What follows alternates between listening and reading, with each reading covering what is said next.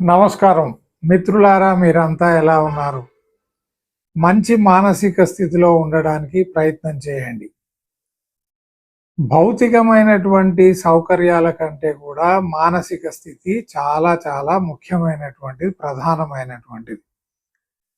దాంట్లో మీ మూడ్ వస్తుంది, అలాగే మీరు ఆలోచనలు, మీరు ఏమేం పనులు చేయాలనుకుంటున్నారు, ఆ పనులను ఎలా సాధించుకోవాలనుకుంటున్నారు, దానికి మీరు రూపొందించుకున్నటువంటి పద్ధతి ఏమిటి, ప్రణాళిక ఏమిటి, ఇవన్నీ కూడా మానసిక స్థితికి సంబంధించినటువంటి అన్నమాట.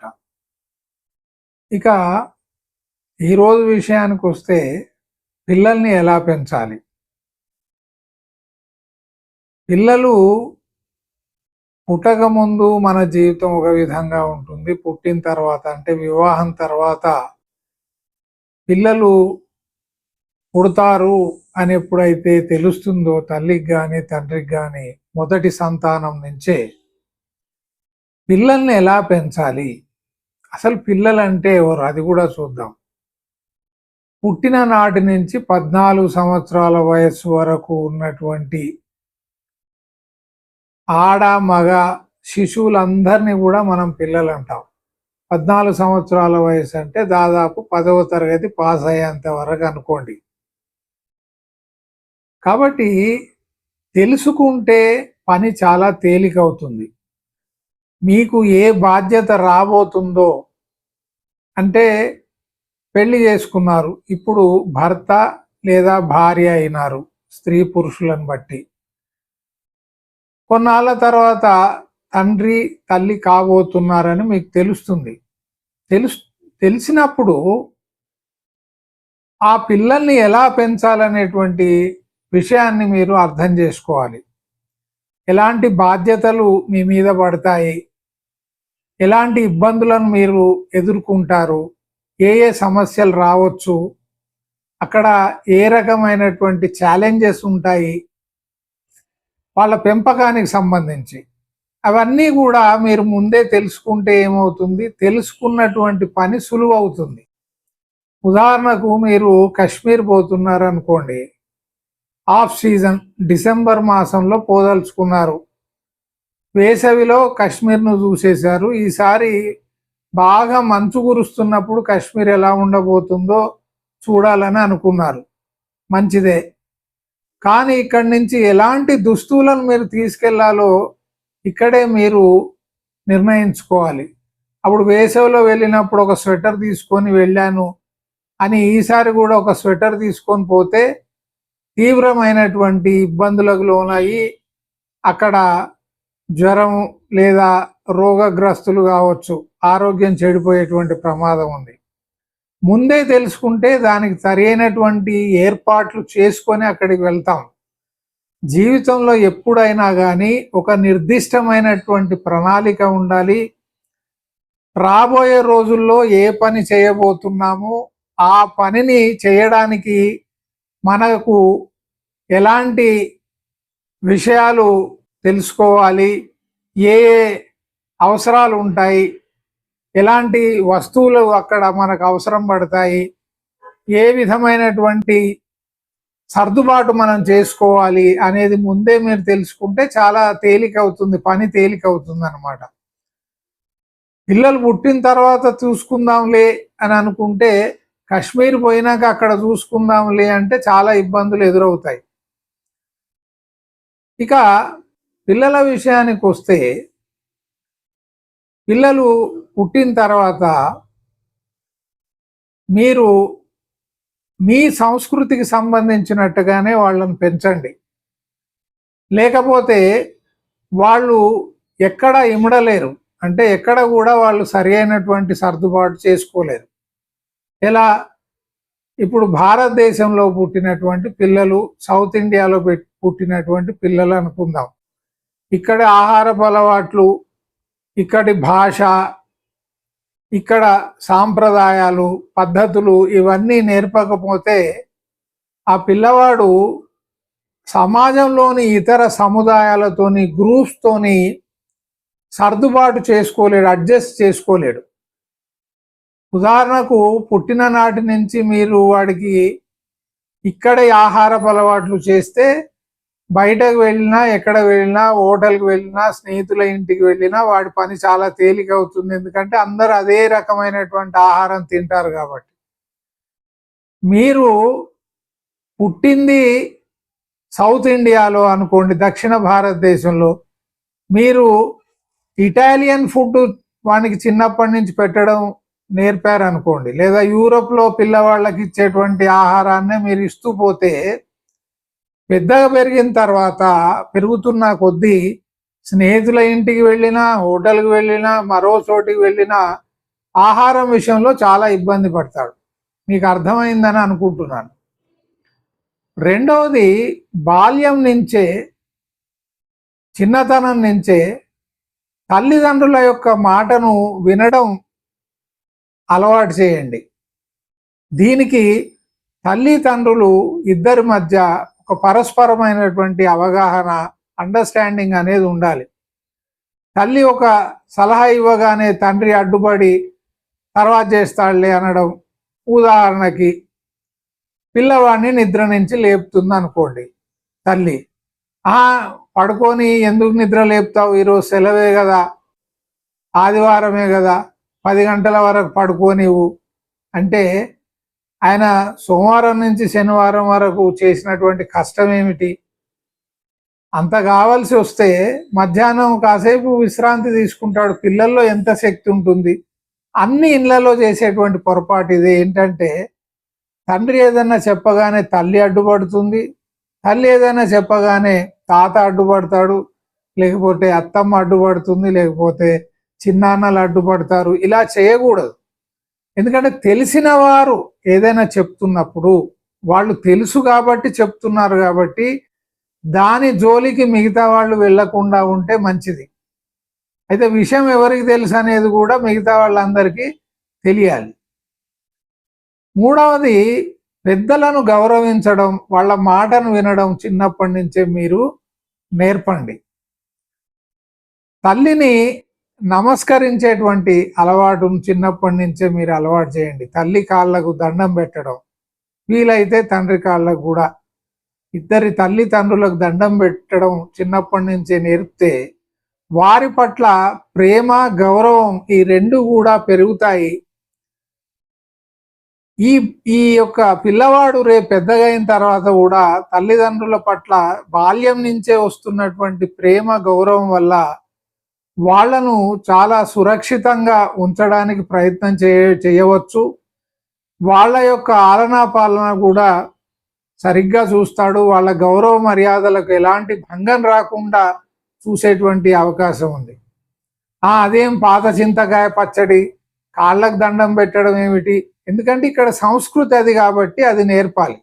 ప్రతి ప్రాంతంలో కూడా, ఇప్పుడు యూరప్లో ఎలాగైతే గుడ్ మార్నింగ్ డాడీ అన్నట్టు మన దగ్గరకు వచ్చేసరికి నమస్కారం చేయడం నేర్పితే తప్పేముంది పెద్దవాళ్ళకి. అలాగే తల్లి, తండ్రి అని పిలవడం నేర్పండి. నాన్న, అమ్మ, అమ్మమ్మ ఇలా కానీ ఇలా నేర్పాలి. కానీ హలో డాడ్, ఈరోజు హలో డాడ్ అన్నవాడు రేపు యు ఆర్ వెరీ బ్యాడ్ అంటాడు, తప్పదు. కాబట్టి విదేశీ సంస్కృతి యొక్క మోజులో మీరు పిల్లవాడిని పడవేయద్దు. ఆడ కానీ మగ కానీ వాళ్ళ దుస్తుల విషయంలో, అలంకరణ విషయంలో, భాష విషయంలో, భోజనం విషయంలో, ఇవన్నీ కూడా ఏ ప్రాంతంలోనైతే పిల్లవాడు జన్మించాడో అక్కడ ఉన్నటువంటి అలవాట్లే చేయడానికి మీరు ప్రయత్నం చేయాలి. తర్వాత పిల్లవాళ్ళు ఏమేమి చేయకూడదని మీరు అనుకుంటారో అది మీరు పిల్లల ముందు చేయకండి. ఇప్పుడు ఉదాహరణకి పిల్లవాడు తల్లిదండ్రులకు అబద్ధం చెప్పొద్దు అని మీరు అనుకున్నారు అనుకోండి. ఈ తండ్రి అంటాడు అనమాట, ఎవరో ఫోన్ చేస్తారు, పిల్లవాడు వస్తాడు, కృష్ణారావు అంకుల్ ఫోన్ చేస్తున్నాడంటే లేడని చెప్పు, లేడని చెప్పు అంటే నువ్వేమో అబద్ధం చెప్పమని చెప్తావు. అదే పిల్లవాడు తండ్రికి తల్లికి అబద్ధం చెప్తారే, తల్లిదండ్రులకు అబద్ధం చెప్తావురా అని కొడతారు. ఈ పిల్లలకు అర్థం కాదు. అప్పుడేమో అబద్ధం చెప్పమని చెప్పాడు, ఇప్పుడేమో చెప్పొద్దు అంటున్నాడేంటి, ఇది అర్థం కాదు. అలాగే పిల్లలకు బాల్యం నుంచే మీరు ఇక్కడి సంస్కృతిని ప్రతిబింబించేటువంటి బొమ్మలు కానీ పుస్తకాలు కానీ ఇవ్వండి. ఉదాహరణకి మీరు బొమ్మలను కొనివ్వదలుచుకున్నారనుకోండి, ఈ మధ్య కొత్త ఫ్యాషన్ మొదలైంది, అవెంజర్స్ లేకపోతే ఇంకేదో సూపర్ మ్యాన్ అని, లేదా టామ్ అండ్ జెర్రీ అని ఇంకేవేవో కొనిస్తుంటారు. ఇలాంటివన్నీ కార్టూన్స్ లో వచ్చేటువంటి బొమ్మలన్నీ, పెప్పా పిగ్లని ఇలాంటివి. ఇదెక్కడి దిక్కుమాలినటువంటి సంస్కృతి? పిల్లలకు ఇక్కడ ఉన్నటువంటి సంస్కృతిని పరిచయం చేసేటువంటి బొమ్మలను మీరు కొనివ్వండి. మీరు హిందువులైతే రాముడు, సీత, కృష్ణుడు, పరశురాముడు, శివాజీ, రాణా ప్రతాప్ సింగ్ ఇలాంటి వాళ్ళు, లేదా మహనీయులు కాళిదాసు, లేదా కబీర్, తులసీదాస్, రామ్దాస్, భక్తపోతన ఇట్లాంటి వాళ్ళ విగ్రహాలు కొనివ్వాలి, లేదా బొమ్మలు కొనివ్వాలి. దానికి సంబంధించినటువంటి కార్టూన్స్ పిల్లలకు చూపించాలి. అవి కూడా ఉన్నాయి కదా, అవి కూడా వీడియోల రూపంలో మనకు అవైలబుల్ ఉన్నాయి. అవి ఎందుకు చూపించరు? ఈ అవెంజర్స్ ఏంది నాకు అర్థం కాదు. ఈ పెప్పా పిగ్, ఈ సంస్కృతి ఎక్కడి నుంచి వచ్చింది? కాబట్టి భారతీయ సంస్కృతిని మొట్టమొదట నేర్పిన తర్వాత, ఆ తర్వాత పాశ్చాత్య నాగరికత మీరు నేర్పితే నేర్పండి, లేదా వాడే నేర్చుకుంటాడు. అది ఆయన యొక్క అవసరాన్ని బట్టి. పిల్లలకు ఎలక్ట్రానిక్ గ్యాడ్జెట్స్ బాల్యం నుంచే ఇవ్వకూడదు. చాలా మంది తల్లిదండ్రులు, తల్లి ముఖ్యంగా పిల్లవాడికి ఆహారం తినిపించాలంటే ఈ మధ్య చక్కగా వాడి చేతికి మొబైల్ ఇచ్చేసి దాంట్లో కార్టూన్ పెట్టేసి, లేదా టీవీ కార్టూన్ పెట్టేసి వాడికి భోజనం పెడుతుంటారు. వాడు కార్టూన్ చూస్తే గాని భోజనం చేయడు పిల్లవాడు. ఏంటంటే అలా అలవాటు అయిందంటే, అలవాటు చేసింది ఎవరు? ఇప్పుడు మనం చేసేటువంటి తప్పేంటంటే, ఈ ఒక్క వాక్యం శ్రద్ధగా వినండి. చెయ్యకూడని అలవాట్లు అన్నీ చేస్తాము, తిరిగి వాటి ద్వారా మనమే ఇబ్బంది పడి వాటిని మాన్పించేటువంటి ప్రయత్నం చేస్తాం. కార్టూన్ ఇంతసేపు చూడొద్దు అంటాడు, అసలు దాన్ని అలవాటు చేసింది ఎవరు? మీరే. లేదా మనం బర్గర్, పిజ్జా తినకూడదు, చాక్లెట్స్ తినకూడదు అంటే, అసలు మొట్టమొదట చాక్లెట్స్ తినడం, బజ్జా, పిర్గర్లు, ఈ పిజ్జాలు ఇవన్నీ తినిపించడం అలవాటు చేసింది ఎవరు? వేరే బంధువులు ఎవరైనా వచ్చి అలవాట్లు చేస్తే కూడా మీరు వద్దని ఖరాఖండిగా చెప్పేసేయాలి. అవి మంచి అలవాట్లు కావు. పిల్లవాళ్లకు పొద్దున్న లేవడం, సరైన సమయంలో ఆహారం తీసుకోవడం, అలాగే సరైన సమయంలో నిద్రపోవడం, ఈ 3 విషయాలు మీరు నేర్పగలిగితే మీరు విన్నర్స్ అండి. తల్లిదండ్రులుగా మీరు విన్నర్స్. టైంకి నిద్ర లేవడం, తిరిగి టైంకి నిద్రపోవడం, సరైన సమయంలో ఆహారం తీసుకోవడం, తల్లిదండ్రులు చెప్పినటువంటి మాటను, ఉపాధ్యాయులు చెప్పినటువంటి మాటను గౌరవించడం, ఈ విషయాలు గనక మీరు పిల్లవాడికి అలవాటు చేసినట్టయితే, క్రమం తప్పకుండా ఇవి పిల్లవాడు చేసుకోగలిగితే మీరు విన్నర్, మీరు విజేత. తల్లి తండ్రిగా మీరు విజేత అన్నమాట. అలాగే పిల్లల ముందు మీరు టీవీ చూస్తే కూడా చక్కటి ప్రోగ్రామ్స్ చూడండి. నేషనల్ జియోగ్రఫీ ఉంది, ఫారెస్ట్కి సంబంధించింది, జ్ఞానానికి సంబంధించినటువంటి ఉన్నాయి. మీరు అవి చూస్తే వాళ్ళు కూడా అవే చూస్తారు. మీరు ఒక రకమైన సినిమాలు చూసి వాళ్ళకు ఒక రకమైనటువంటి అలవాట్లు చేస్తే, నువ్వు చూడొద్దురా అన్నప్పుడు, నువ్వు సినిమా చూడొచ్చు కానీ నేను కార్టూన్ చూడొద్దా అంటాడు. కాబట్టి వీలైనంత వరకు పిల్లలను టీవీకి, ఈ ట్యాబ్లెట్స్కి, ల్యాప్టాప్లకి, ఈ సెల్ ఫోన్లకి పూర్తిగా దూరంగా ఉంచండి, కనీసం ఒక 10 సంవత్సరాలు వచ్చే వరకైనా. అలాగే పిల్లవాళ్ళకి మీరు ఏదైనా బహుమతిగా ఇవ్వదలిస్తే పుస్తకాలు బహుమతిగా ఇవ్వడం మొదలు పెట్టండి. మీరు పుస్తకాలు చదవడం అలవాటు చేసుకుంటే పిల్లలు కూడా అదే పని చేస్తారు. మీరు టీవీ చూస్తూ పిల్లల్ని మీరు చదువుకోపోండి అని అంటే, వాడికి ఆ దృష్టి అంతా కూడా, చెవులన్నీ కూడా టీవీ వైపే ఉంటాయి. ఎలా చదువుతాడు? కాబట్టి ప్రత్యేకమైనటువంటి సందర్భాల్లో, ఇప్పుడు ఉదాహరణకు పిల్లలకి బర్త్డే వచ్చిందనుకోండి, ఆ బర్త్డే రోజు పిల్లల్ని ఒక అనాథ శరణాలయం, ఆర్ఫనేజ్ కానీ, లేకపోతే వృద్ధాశ్రమం కానీ వాళ్ళ వయసును బట్టి తీసుకెళ్తే మనకంటే కూడా చాలా ఇబ్బందికరమైనటువంటి పరిస్థితిలో పిల్లలు ఉన్నారు, తల్లిదండ్రులు లేని పిల్లలు ఉన్నారు, వాళ్ళు ఎన్ని ఇబ్బందులు పడుతూ బ్రతుకుతున్నారు, మనకెన్ని సౌకర్యాలు ఇక్కడ కలిగాయి, ఇవన్నీ కూడా నేర్చుకుంటాడు. కాబట్టి పిల్లవాళ్ళని ఎక్కడికి తీసుకెళ్ళాలి, ఎక్కడికి తీసుకెళ్ళొద్దు, ప్రతిసారి జూ తీసుకెళ్లాల్సినటువంటి అవసరం లేదు, లేదా విహారయాత్రలకు కాశ్మీరు కేరళ తీసుకువెళ్లాల్సినటువంటి పని లేదు. వాళ్ళకు జీవితం పట్ల కూడా అవగాహన వచ్చేటట్టుగా మీరు తప్పకుండా ప్రయత్నం చేయాలి. ఈ వీడియో లెంత్ చాలా ఎక్కువైపోతుంది కాబట్టి దీని పార్ట్ 2 నేను మళ్ళీ ఇంకొక దాంట్లో చెప్తాను. ఈరోజు క్లుప్తంగా మనం నేర్చుకున్నది ఏంటంటే, సరి అయినటువంటి అలవాట్లు చేయండి, తప్పుడు అలవాట్లు చేసి తిరిగి వాటిని మానేయమని చెప్పి కొత్త అలవాట్లను నేర్పిద్దామనేటువంటి ప్రయత్నంలో ఉండకండి. నమస్కారం.